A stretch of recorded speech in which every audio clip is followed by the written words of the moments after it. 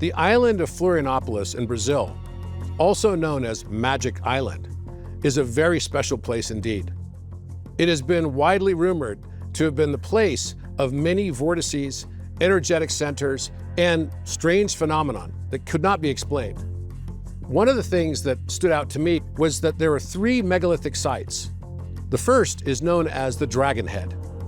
The second is known as Indian Stone. And the third is known as Dolmen.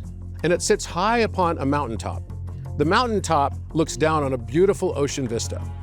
Right at the peak of this mountain, we find an entire constellation set in stone. These large megalithic stone blocks that have been placed exactly in the formation of the entire Orion constellation. Why would there be a Stonehenge-style megalithic site for Orion Constellation in Florianópolis or Magic Island in Brazil? That's when I started to think maybe there's a larger structure that represents the 3 belt stars of Orion as well. And I noticed that each one seemed to be about 1 kilometer in distance from the other. And it was not forming a straight line, but rather somewhat of a broken line. The dolmen connected to the Indian Stone, connected to the Dragon Head, was forming exactly the exact same formation of the 3 belt stars of Orion. One of the biggest connections to Orion is in Japan, of all places. And it goes back to a time when Japan is lifted out of the waters of the flood, becomes an island in the south. And these gods arrive from the middle of nowhere, they deposit their wisdom, and they create the most ubiquitous shape in Japan, which is the Torii Arch, that wonderful gateway painted in cinnabar red with a wonderful cross member. And it's said that the cross member represents the belt stars of Orion. So when you're actually going to a sacred space in Japan, you're walking through that gateway into the Garden of the Gods. But here's a fun part.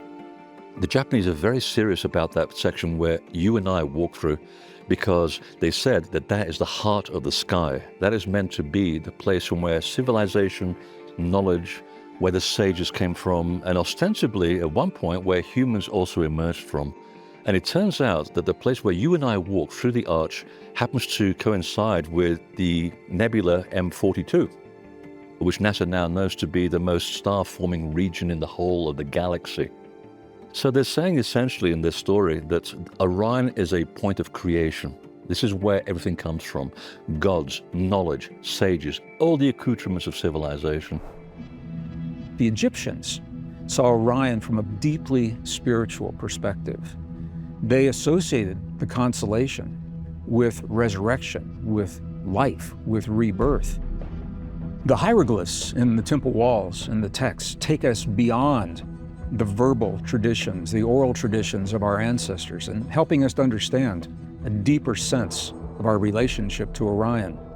They say that it is in the nebula, which is actually found in the sword below the belt, that souls arise, that our souls originate from this place.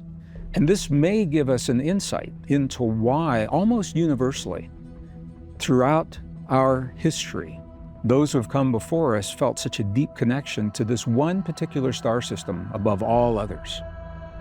According to old Egyptian knowledge, Osiris is the same thing as Orion, because he told that he was coming from Orion. The people asked him, where do you come from? He was a teacher. He taught humans in different belonging. And of course they asked him, where do you come from? And he pointed to Orion. He said, that's my home, that's where I come from. The pharaohs believed that when a pharaoh died, he would actually join the constellation of Orion and become one of the stars of that constellation.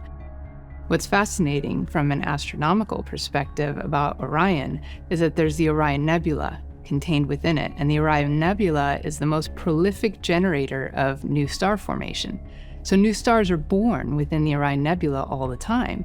So it's fascinating to see that there was this idea of the kings, the pharaohs, becoming new stars that joined the Orion Nebula or the Orion constellation.